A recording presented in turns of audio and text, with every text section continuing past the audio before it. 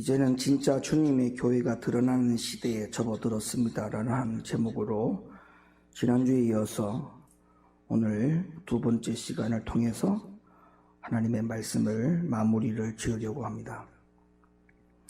요한계시록에 나오는 첫 번째 말씀이 바로 일곱 교회의 예언이라고 제가 말씀을 드렸습니다. 그런데 일곱 교회의 예언이 요한계시록에 제일 먼저 등장을 하고 있다라고 하는 그 사실에 대해서 아는 것이 중요한 게 아니고, 요한계시록에 첫 번째 나오는 이 일곱 교회에 대한 예언의 말씀을 어떻게 이해를 하고, 또 주님이 이 계시록에서 일곱 교회를 통해서 우리에게 무슨 메시지를 전하고자 하는지 그 이유에 대해서 아는 것이 훨씬 더 중요하다라고 제가 지난주에 서두에 말문을 열었습니다. 그래서 일곱 교회의 예언을 살펴보면 우리가 무엇을 알게 된다라고 했느냐 하면, 각 시대마다 하나님이 보낸 종이 누구냐, 누가 참 종이냐, 하나님이 보내신 종이 누구냐, 이 부분에 대해서 알 수가 있다라고 했고, 또 예수님이 앞으로 재림하시기 전까지 이 시대에 여러 교회들이 나타날 것인데, 그 여러 교회들이 바로 일곱 교회의 유형대로 그 흐름이 흘러가게 되고, 예수님이 재림하시기 직전의 교회는 라오디게아 교회의 모습으로 가게 된다라고 하는 것이 이 일곱 교회의 예언의 처음이요 마지막에 말씀이 전개되어 있는 것이다라고 제가 분명히 말씀을 드렸죠. 그래서 이 일곱 교회의 예언을 통해서 말씀을 들으면서 우리가 해야 될 결론이 뭐냐 하면, 우리는 다시 일어서서 좁은 길, 좁은 문을 향하여 걸어가는 교회와 성도들이 되어야 한다는 사실을 우리는 일곱 교회를 통하여 분명히 알게 된다라고 말씀을 드렸습니다. 그래서 저는 지난주부터 일곱 교회 중에 첫 번째 교회부터 다루지 아니하고 종교개혁의 시점이었던 사대교회로부터 시작되어서 주님이 재림하시기 직전인 마지막 일곱 번째 교회인 라오디게아 교회까지만 여러분들과 말씀을 나눈다라고 약속을 했고, 또 지난주에는 종교개혁의 시점이 되었던 사대교회에 대해서 다섯 번째 교회였죠. 사대교회에 대해서 말씀을 드렸습니다. 종교개혁의 불씨가 되었던 사대교회, 다시 말하면 천주교회와 교황제도로서 교회의 모습으로는 도무지 그것은 하나님의 나라를 실천할 수가 없고, 하나님의 의와 하나님의 모든 공의가 이 땅에서 실현될 수 없다라고 결론을 내리고, 종교개혁자들이 거기서부터 99개의 반박문을 내고 그들이 종교개혁의 불씨가 되었다라고 말씀을 드렸죠. 그래서 4대 교회가 출발이 되었는데, 문제는 요한계시록에 보니까 4대 교회를 향하여서 주님이 한 번도 칭찬한 말 한마디가 소개되어져 있지 않더라는 것입니다. 그러니까 우리가 인간적으로 보면, 역사적으로 보면 종교개혁이 굉장히 중요한 사건이었거든요. 굉장히 칭찬받을 일이었고, 정말 그거는 하나님 앞에 인정받을 일이었습니다. 그럼에도 불구하고 계시록에서는 4대 교회를 향하여 하나님이 한마디의 칭찬이 없다라고 하는 사실은 우리들 가운데 굉장히 충격이었죠. 뭐라고 기록되어 있었습니까? 살았다 하는 이름을 가졌으나 죽은 자다라고 말씀을 하고 있더라는 것이죠. 그러니까 살았다라고 하는 이름을 가졌으나 결과적으로는 죽었다. 이 이유에 대해서 제가 분명히 말씀을 드렸습니다. 종교개혁이라고 하는 불씨를 통해 가지고 그들 가운데 뭔가 살아나는 조짐은 있었으나 그들은 결국 교단주의가 되었다는 것이죠. 교파주의가 되었다는 것입니다. 그래서 4대 교회가 전락하고 말았다는 것입니다. 교단과 교파의 우월주의 때문에 결국 하나님의 진리가 그 모든 장벽에 가리워서 하나님의 진리를 올바르게 전하지 못하는 사람의 교훈을 전하게 되는 그런 교회로 전락하고 말았다는 것이죠. 그러니까 그 결과가 주님이 4대 교회를 향하여 말씀하기를 살았다 하는 이름을 가졌으나 결과적으로는 죽은 자의 교회이다 라고 말씀을 했다는 것이죠. 그리고 오늘 이 시간에는 그 지난주 다섯 번째 4대 교회를 이어서 여섯 번째 교회인 빌라델비아 교회와 마지막 일곱 번째 교회인 라오디게아 교회에 대한 예언의 말씀을 제가 오늘 여러분들과 나눌 텐데요.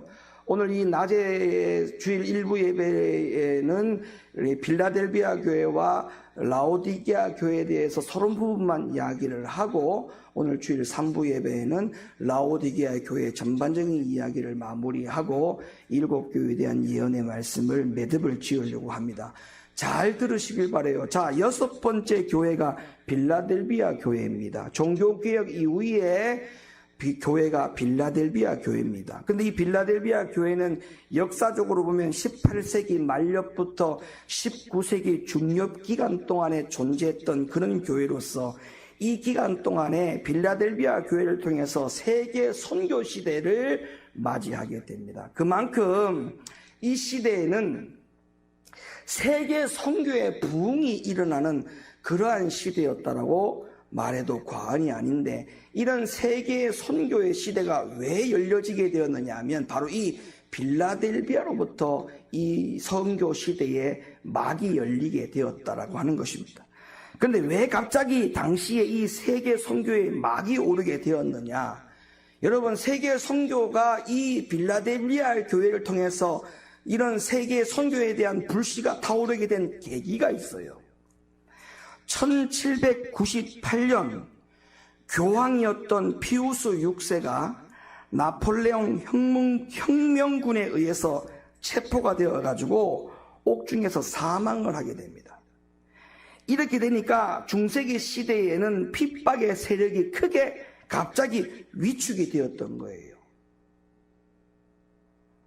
그래서 때는 이때다 해서 종교개혁의 운동의 산물인 개신교회들이 세계적으로 선교하는 일들이 활발하게 일어나게 된 것입니다.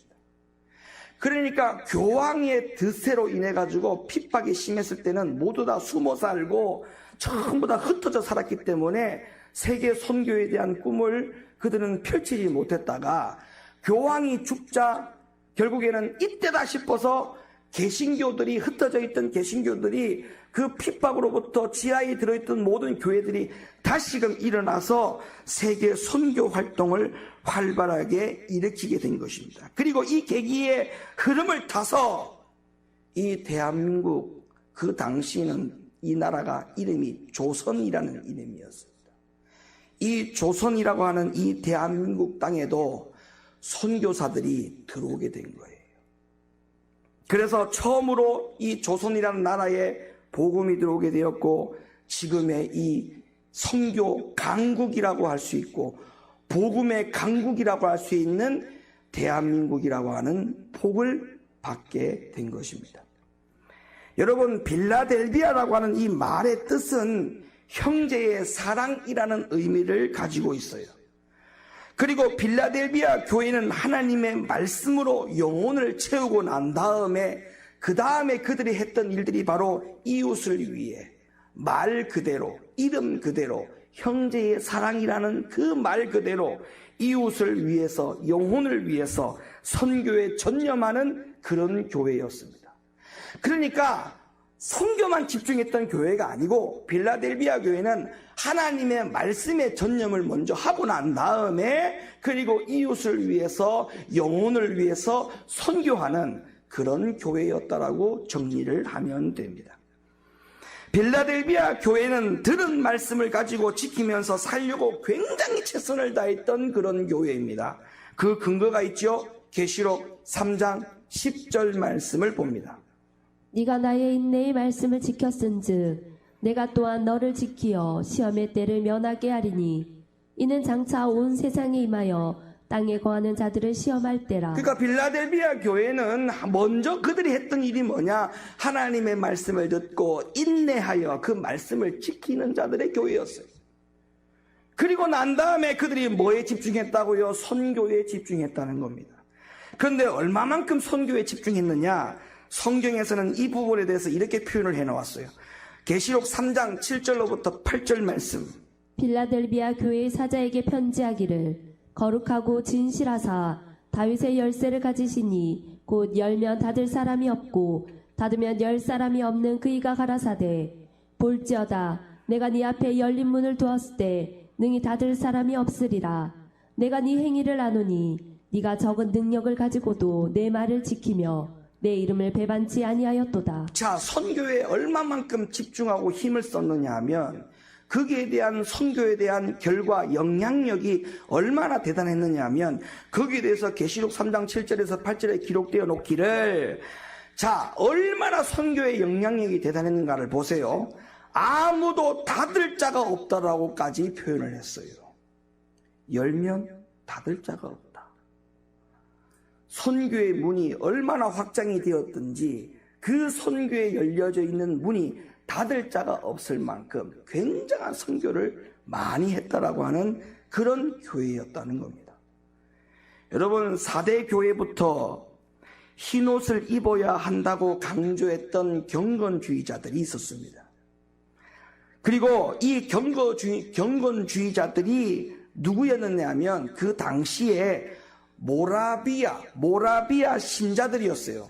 여러분, 이 모라비아 신자들이 누구냐면요, 지금 체코에 가면 체코에서 그 체코의 개신교회의 모태라고 할 수 있습니다.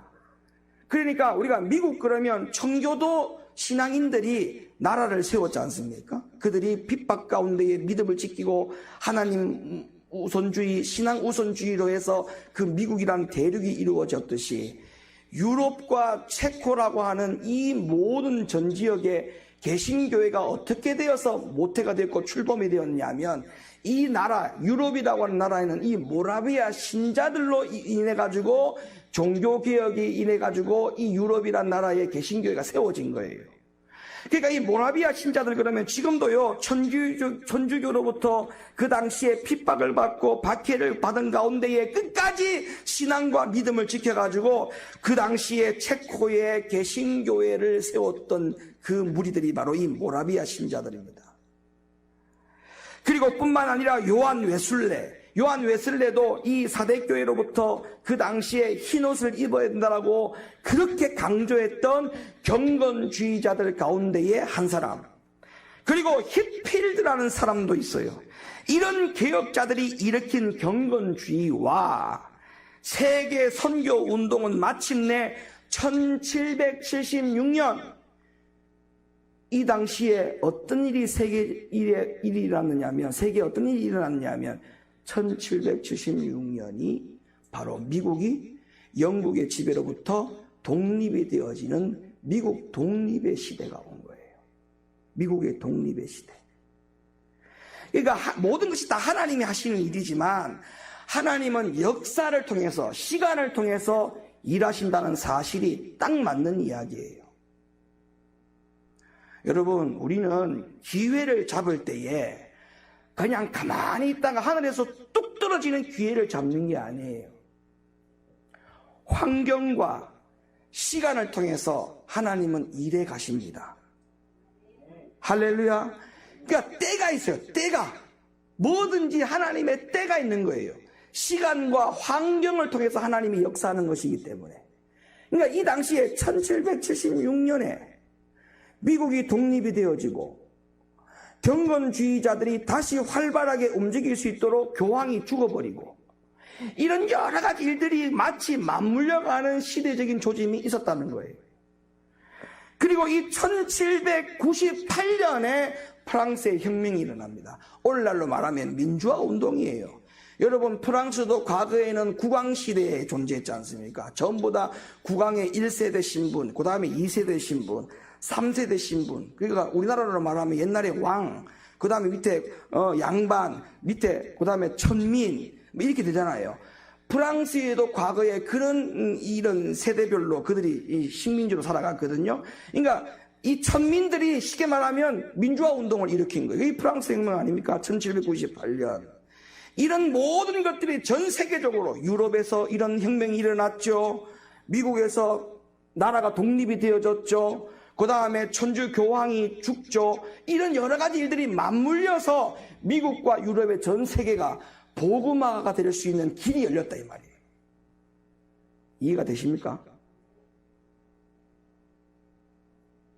이게 맞물렸다는 거예요. 여러분, 1776년이 미국이 독립했다고 했죠, 제가.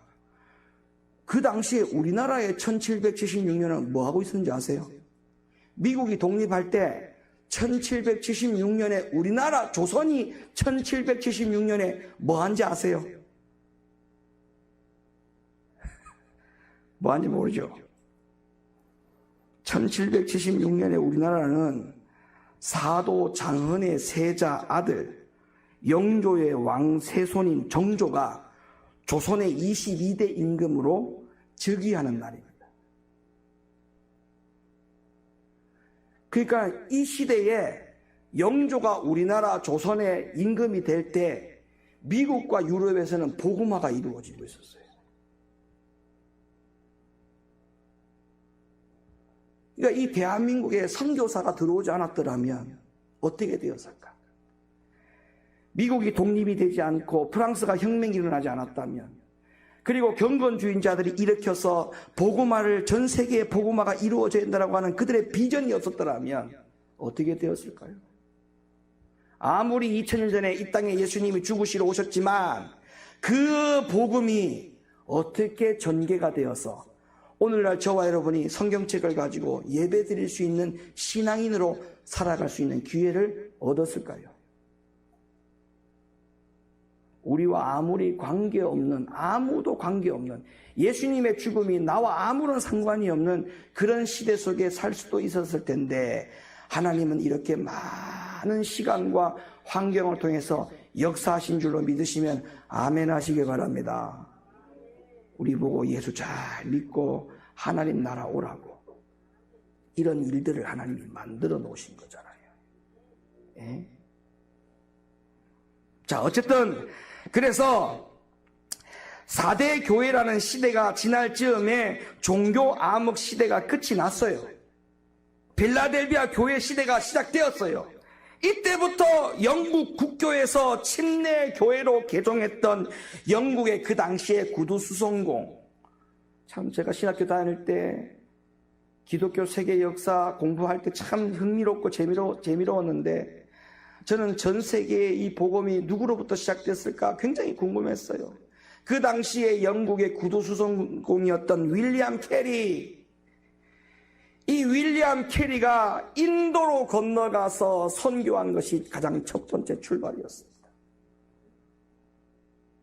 인도로 건너갔어요. 이것을 계기로 해서 세계 선교 시대가 이제 열리게 된 것이죠. 그러면서 유럽의 산업혁명 이후 교통수단이 발달이 됩니다. 그리고 인쇄술이 발전이 됩니다. 그러면서 성소공회가 만들어진 거예요. 여러분들, 인쇄술이 발달되면서 성소공회가 만들어진 거예요. 그래서 대형 성소공회가 1804년에 먼저 발족이 되었습니다. 그리고 1816년 미국 성서공회가 설립이 되었어요. 그리고 난 다음에 각 나라마다 성서공회가 설립이 되었는데, 대한민국의 대한성서공회는 언제 만들어졌느냐 하면 1900년도에 만들어졌어요. 1900년도.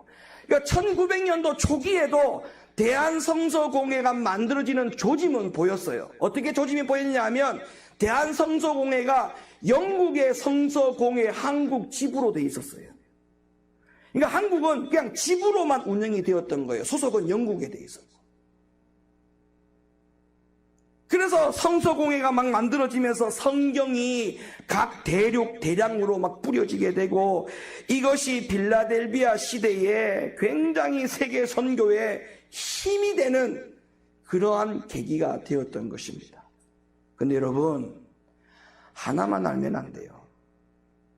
자, 그러면 하나님이 왜 이렇게 빌라델비아 교회를 통해 가지고, 그리고 그 빌라델비아 교회의 역사를 시작으로 그 이후에 많은 교회들이, 전 세계의 교회들이, 대한민국의 교회들이 왜 이토록 세계 복음화를 위해서 문을 활짝 하나님이 열어서 마음껏 선교하도록 허락을 하셨을까? 이 부분에 대한 생각도 같이 고민을 해봐야 됩니다. 왜 이렇게 많이 하나님이 선교의 문을 활짝 열어서 미전도 종족 지역까지 들어가서 선교사를 보내가지고 왜 이토록 많은 선교사들을 죽게까지 만들어 순교하기까지 만들어서 복음을 왜 그렇게 땅끝까지 복음을 전하게 했을까? 왜냐하면 그 다음의 교회가 바로 예수님의 재림 전의 시대에 나타나게 될 마지막 교회, 라오디게아 교회 시대로 접어들기 때문에 빌라델비아 교회에서 세계 선교 시대의 문을 활짝 열어놓으신 것입니다. 무슨 말이냐면 예수님의 재림 전까지 세계 복음화의 문을 활짝 열어서 미전도 종족의 나라와 민족에게까지 곳곳에 복음이 들어가게 하였다가 그 일이 끝이 나면 이제 주님의 재림의 준비에 들어가야 하는 시대가 올 것이기 때문에 주님은 빌라델비아 교회를 통해서 선교에 마음껏 집중하도록 허락을 하신 것이죠. 자, 그러면 지금은 어떻습니까? 여전히 빌라델비아 교회 시대인 것 같습니까? 아닙니다. 모든 선교가 다 차단이 되어버렸어요. 코로나라고 하는 상상할 수 없는, 예측할 수 없는 일이 일어나서 모든 선교가 다 끝이 났어요. 중국에 1000명이 넘어가는 선교사들이 4년 전, 5년 전에 이미 다 한국으로 다 복귀했습니다. 중국에는 선교사가 한 명도 없어요. 그리고 지금 코로나로 인해 가지고 모든 선교가 다 중단이 됐어요.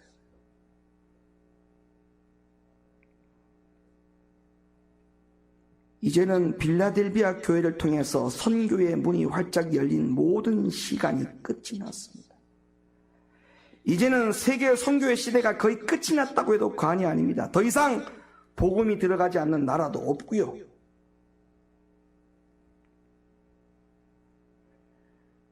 이제는 선교도 전도도 힘든 시대가 왔습니다. 이제는 정말 말씀으로 다시 돌아갈 때입니다. 진리에 집중해서 영혼을 지켜서 주님 맞을 준비해야 될 시간이 초래해 왔습니다. 자, 그렇다면 이제 주님이 재림하시기 직전에 남은 교회는 딱 하나, 바로 라오디게아 교회입니다. 우리는 계시록 마지막 예언으로 기록하고 있는 이 라오디게아 교회의 시대를 통해서 주님의 재림을 어떻게 준비하고 맞이할 것인지에 대해서 분명하게 인지하고 살아야 됩니다. 자, 7번째 교회, 라오디게아 교회에 대해서 말씀을 드리겠습니다. 라오디게아 교회는 19세기 중엽 이후부터 예수님의 재림 때까지의 교회를 예언한 것입니다. 자, 먼저 라오디게아라는 말의 의미가 어떤 의미를 갖고 있는 줄 아세요? 백성을 심판하다라고 하는 뜻을 가지고 있어요. 라오디게아라는 말의 의미는 백성을 심판하다라는 의미를 가지고 있습니다. 그런데 참으로 두려운 사실은 라오디게아 교회에 대해서 계시록에 보니까 예수님은 칭찬을 전혀 한 사실이 없다는 것입니다. 왜일까요?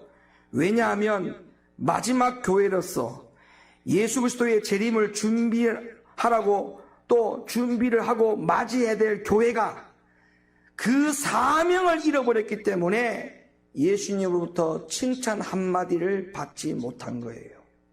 그러면 이것은 충격입니다.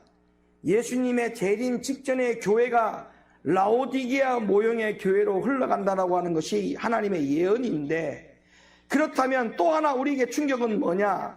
라오디게아 교회는 하나님의 한마디의 칭찬이 없었다라고 하는 것입니다. 왜냐? 주님의 재림에 대한 사명을 다하지 않기 때문에 칭찬이 없었다는 거예요. 그러면 마지막 주님이 재림 직전에 모든 교회들이, 이 땅의 교회들이, 빌라델비아 교회로 그렇게 세계 선교로 세워졌던 모든 교회들이 주님의 재림을 준비하지 못하는 사명을 잃어버린 교회로 전락하고 만다는 것입니다. 그럼 어떻게 될까요? 구원을 받지 못하는 일이 벌어져요.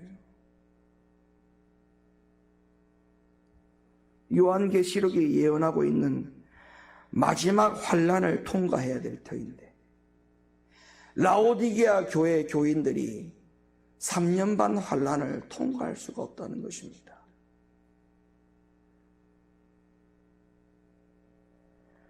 이 일곱 모든 재앙을 통과하고 아마겟돈 전쟁을 치러야 될 교회들이 전혀 준비가 되어 있지 않다라고 하는 결과입니다. 사랑하는 성도 여러분, 우리 높은뜻 교회는 어떤 교회가 되기를 원합니까? 빌라델비아 교회처럼 아직도 선교에 집중하는 교회가 되어야 한다고 생각합니까? 물론 선교가 필요 없다는 말은 아니에요. 선교가 필요해요. 정말 필요한 곳에 선교를 해야 되는 그 사명은 여전히 우리가 진행이 돼야 됩니다. 그러나 그것만 하고 주님의 재림을 준비하지 못한다면 아무 소용이 없는 것입니다. 3년 반 환란을 이겨야 될 것이고 아마겟돈 전쟁과 싸워서 이겨야 될 것이고 마지막에 어떤 환란이 와더라도 그 환란 가운데에 인내하여 믿음을 지켜서 하나님 나라 들어가는 자들이 되어야 되는 것인데 그 준비를 하지 못한다면 그것은 라오디게아 교회라는 거예요. 성경에서 가장 중요한 예언의 성취, 이제 하나만 남았지 않습니까? 예수님의 재림만 남았어요. 예수님이 오셨죠, 죽으셨죠, 3일 만에 부활하셨죠, 하나님 보좌 우편에 가셨지요. 여기까지의 모든 예언은 다 이미 이루어졌습니다. 이제 딱 한 가지 예언만 남았어요. 주님 다시 오시는 날만 남았어요. 그런데 이 마지막 예언이 하나 남았는데도 불구하고 이 마지막 남아있는 예언에 대하여 관심을 갖지 않는 교회가 바로 어떤 교회라고요? 라오디게아 교회라는 것입니다.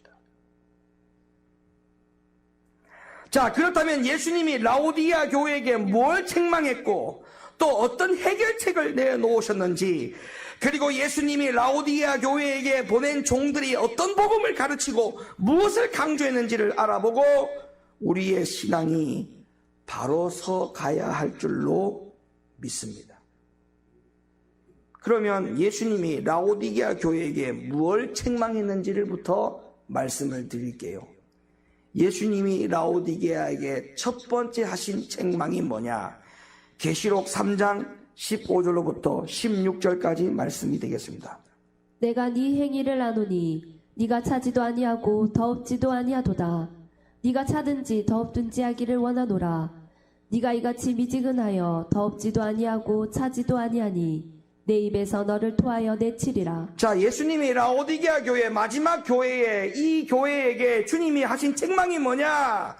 자, 라오디게아 교회는요, 진리에 대해서 하나님의 백성들이 나타내는 무관심과 세상으로 나가지는 않는데, 그렇다고 해서 하나님 말씀에 충성하지도 않는 어정쩡한 태도에 대해서 예수님이 크게 지적을 했습니다.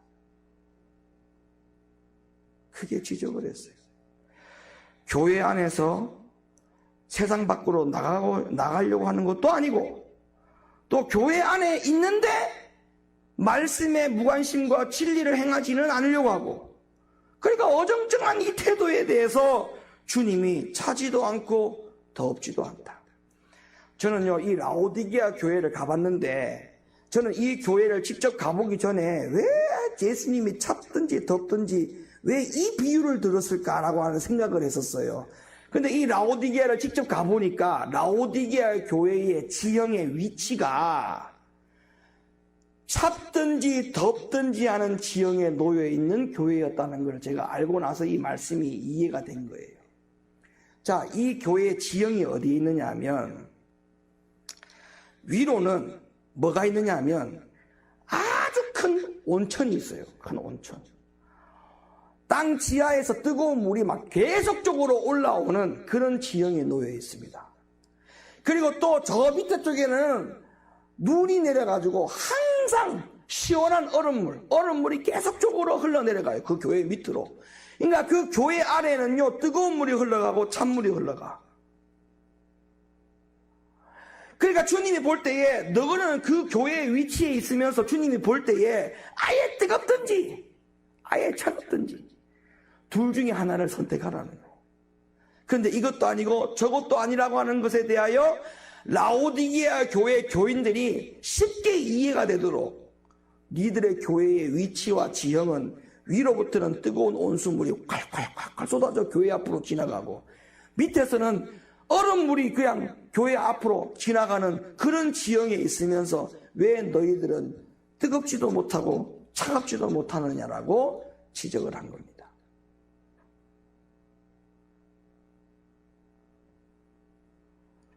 하나님의 말씀이 무엇을 요구하는지 알면서도 순종하지 않고 또 죄가 무엇인지 알면서도 포기하지 않는 그 태도들 때문에 예수님은 이 라오디게아 교인들에게 둘 중에 하나를 선택하라고 말씀을 하고 있는 거예요.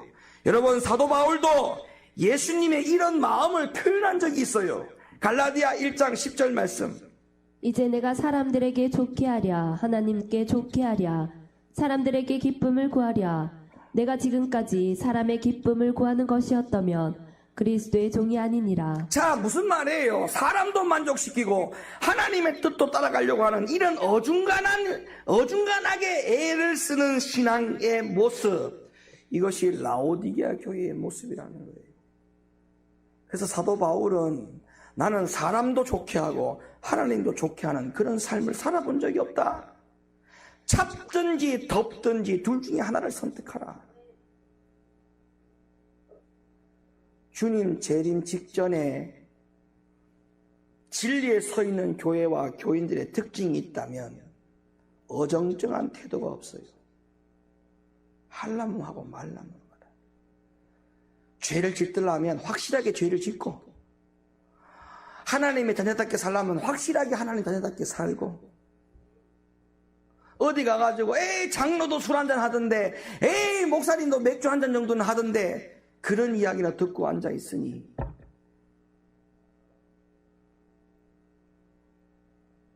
이게 라오디게아 교인들이 아니고 뭡니까?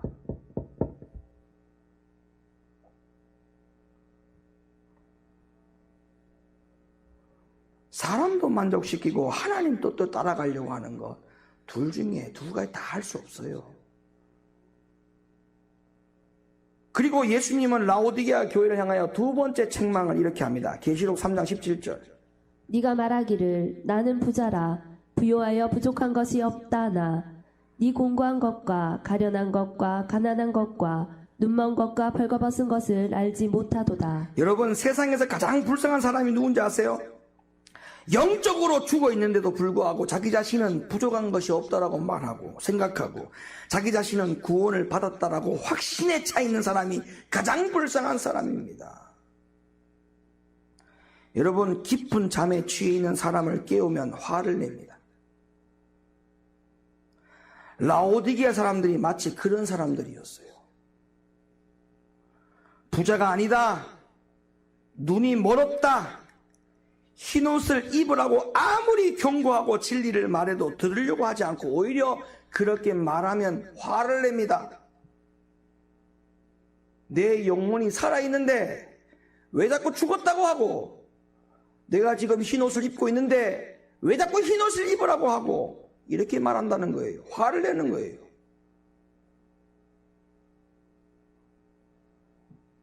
라오디게아 교인들은 교회를 다니고 있어요. 성경도 읽고요.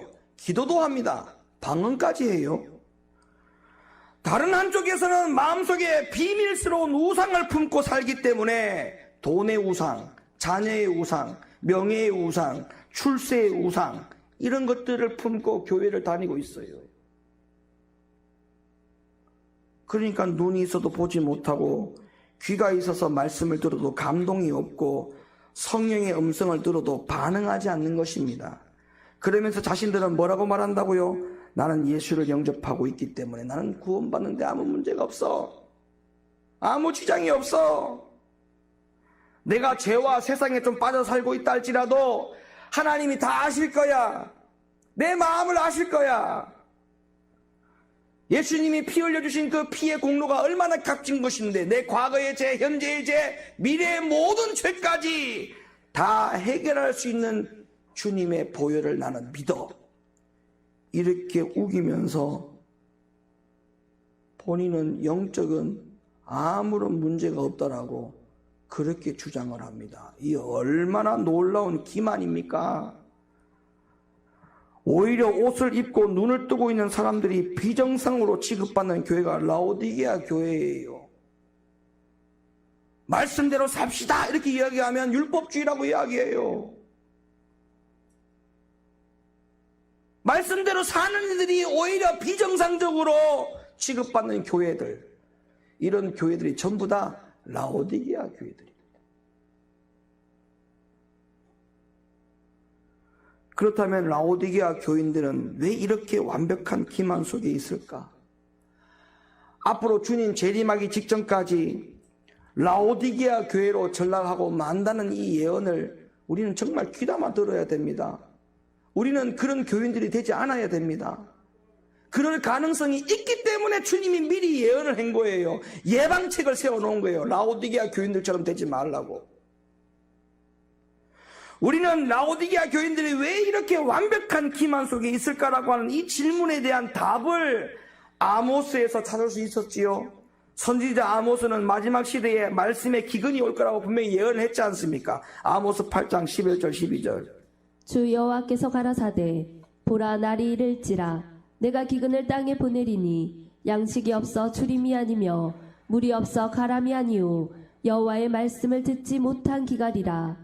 사람이 이 바다에서 저 바다까지 북에서 동까지 비틀거리며 여호와의 말씀을 구하려고 달려 왕래하되 얻지 못하리니. 여러분 보세요. 아모스 선지자를 통해서 예언이 분명히 미리 되기를, 말세에는 주님이 오실 때가 다 될 때쯤 그쯤에 되면은 하나님의 말씀을 올바로 전하는 주의 종들이 너무나 또 적을 것이기 때문에 말씀의 기근이 온다라고 분명히 예언을 했지 않습니까?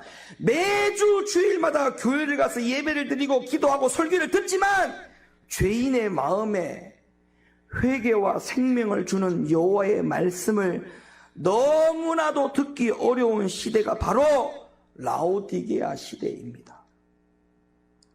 그렇다면 우리는 어떻게 해야 될까요? 열심을 내어서 하나님의 말씀과 진리를 찾아야 됩니다. 정말 간절한 마음으로 여호와의 말씀을 찾지 아니하면, 그리고 얻지 못하면 우리는 언제든지 이 교회가 라오디게아 교회가 될 수가 있고 저와 여러분들이 라오디게아 교인들이 될 수가 있다는 거예요. 이제는 첫째도 말씀이요, 둘째도 말씀이요, 셋째도 말씀입니다. 진리를 정확하게 구별하고 신앙생활을, 거품을 다 빼고 정확한 신앙생활을 해야 돼요. 자칫 잘못하면, 거품을 빼지 못하면 내가 이미 지금까지 알고 있었던, 습득해왔던 전통과 관습, 이런 것들의 거품을 다 빼지 아니하면, 신앙생활이 자칫하면 여러분들이 분별을 하지 못하여 미혹을 받게 됩니다. 사람의 미혹, 영적인 미혹, 사탄의 미혹, 그 미혹들로 인해서 영적 분별을 하지 못하여 비정상적인 것을 정상적으로 판단을 하고 그때부터 올바른 신앙생활을 하지 못하게 돼요. 그러니까 뭐예요? 말씀을 알아도 진리를 아는 게 중요한 것이지 말씀을 아는 게 중요한 게 아닙니다. 그래서 이 마지막 시대에 주님 재림하기 직전에 우리가 무엇에 대하여 선별을 할 줄 알아야 되느냐 하면 진리를 선별할 줄 알아야 돼요. 진리. 말씀의 기근의 시대가 온다 했습니다. 말씀을 듣지 못해서 기근이 오는 게 아니에요. 성경책이 다 사라지기 때문에 기근이 아니에요. 주의 종들이 다 없어지기 때문에 기근이 아니에요. 말씀이 쏟아져 나오는 TV야 라디오 모든 것이 수신이 끊어지기 때문에 기근이 온다는 게 아니에요. 말씀을 올바로 전하는 주의 종들이 없기 때문에 기근이 온다라고 하는 이 예언 앞에 저와 여러분들은 기도해야 될 줄로 믿습니다. 하나님, 우리 교회에는 절대 말씀의 기근이 오지 않게 해주세요. 주님 재림을 준비할 수 있는 교회로 세워주세요. 내 영혼을 지킬 수 있는 교회 되어지게 해주세요. 라오디게아 교회가 절대 되면 안 돼요 라고 주님 앞에 기도해야 될 줄로 믿습니다. 자, 하지만 이러한 영적인 완벽한 기만 속에 빠져있는 라오디게아 교회, 예수님의 칭찬 한마디 없고 책망만 받은 라오디게아 교회, 이러한 교회를 향하여 예수님은 마지막으로 3가지 치료제와 처방을 주셨어요. 그럼에도 불구하고 라오디게아 교회를 향하여 예수님은 3가지 처방전을 주었어요. 이 3가지 처방전에 대해서는 오늘 주일 3부 예배에 말씀을 드리도록 하겠습니다.